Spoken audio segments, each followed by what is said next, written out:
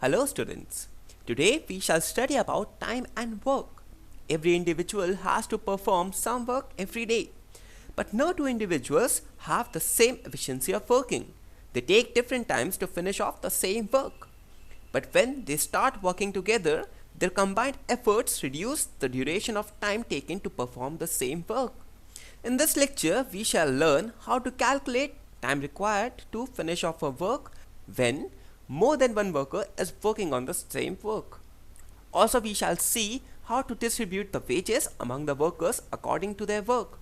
And also, through some solved examples, we shall see how to find out the time taken to fill a tank or a reservoir when two or more pipes are working simultaneously. So, let's quickly begin this lecture. Now, first of all, let's take an example. Let us say that we have a worker who is trying to build this 8-meter high wall. Now, if we say that this worker has the capability of building 2 meters per day, that is, he is capable of building 2-meter high wall every day. This is his fixed rate of working. Now, in how much time does the worker take to build 8-meter high wall? So, if I ask you, in how much time will he be able to complete this entire wall? He is working at the speed of 2 meters per day. He is able to build 2-meter high wall every day. Now this is an easy problem because in one day he is able to build 2-meter high wall. So in 4 days he will be able to complete this 8-meter high wall. Now there's a twist. If I say that there is one more worker helping him out and he is working with the same efficiency, that is, he is also able to build 2-meter high wall every day. Now, in how many days or how much time will the wall be built now? How are you going to answer this problem now? Let's take one more example. Let us say that we have got two pipes A and B. A has a flowing capacity of 2 liters per minute and the B has a capacity of 3 liters per minute. So, water flows out of these two pipes at the rate of 2 liters per minute and 3 liters per minute. And we have a vessel whose volume is 100 liters. Now, water starts pouring from both these pipes and the tank starts filling.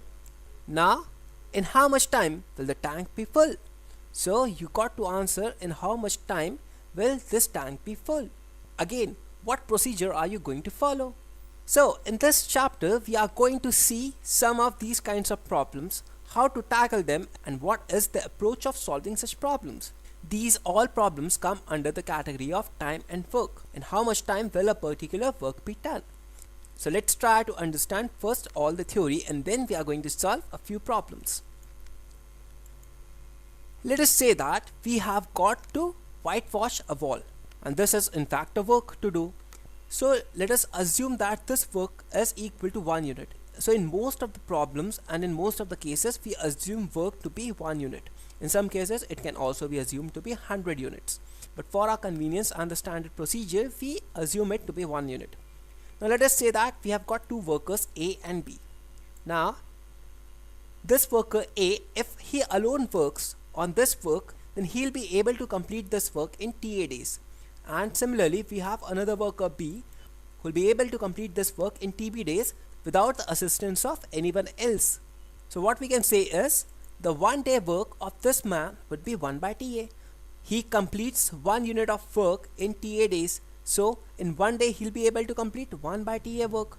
And similarly, the 1 day work of this worker B would be 1 by TB. So 1 day work of A is 1 by TA and the 1 day work of B is 1 by TB. Now we have to find out in how many days will these two workers finish off this work, working together.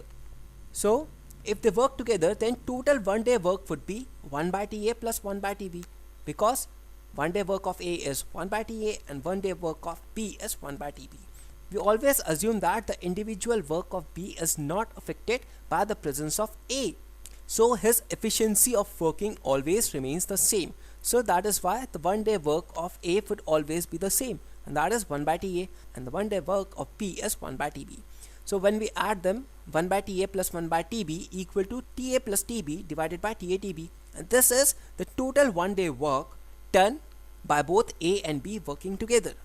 So what we can say, the So the total time taken T would be TA into TB divided by TA plus TB. Just inverse it, because in one day this amount of work is completed. So in how many days one unit of work has to be completed, and this would be inverse of this expression, which is TA into TB divided by TA plus TB. And so the total time taken by both A and B working is TA into TB divided by TA plus TB. Here TA is the number of days taken by A alone to complete the work. Similarly, TB is the number of days taken by B to alone finish off the work. So this is the expression for finding the total time taken when A and B both are working together. Now let's take a case. If A works alone, he takes A days more than A and B working together. If B works alone, he takes B days more than A and B working together. Find T. T is the time taken when A and B both are working together.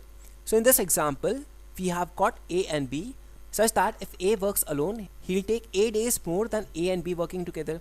And similarly, if B works alone, he takes B days more than A and B working together. We have to find out T in this case. So according to the problem, TA would be equal to A plus capital T. T is the total time taken when A and B are working together. Similarly, TB would be equal to B plus T. Now, you also know that capital T is equal to TA into TB divided by TA plus TB. We have just found out this relationship. So, this is the expression for total time taken when A and B both are working together. Now, TA is equal to A plus T and TB is equal to B plus T. So, substituting these values in this formula, what we get? Capital T equal to A plus T into B plus T divided by A plus T plus B plus T. This further becomes, we take this expression to the LHS, and so what we get? T into A plus B plus 2T equal to, when we multiply both these factors, what we get? AB plus AT plus BT plus T square. This further becomes T square equal to AB. So T square is equal to AB, and thus we can say that T is equal to under root AB. So the value of T is equal to under root of AB. Your capital T is the total time taken when A and B are working together. So you can remember this result in such kind of problems. Let's take an example again. If A takes 4 days more than A and B together, while B takes 9 days more than A and B together to complete a job, how many days can they finish the job working together? So this is exactly the same of what we have studied, just we have your small a equal to 4 and small b equal to 9. And what we have to find out? The value of capital T. So your A is 4 and B is 9. So using the formula, what we get? T equal to under root of AB, and so T would be equal to under root of 4 and 9, which is equal to 6. So if A and B work together, they'll be able to finish off the job in 6 days.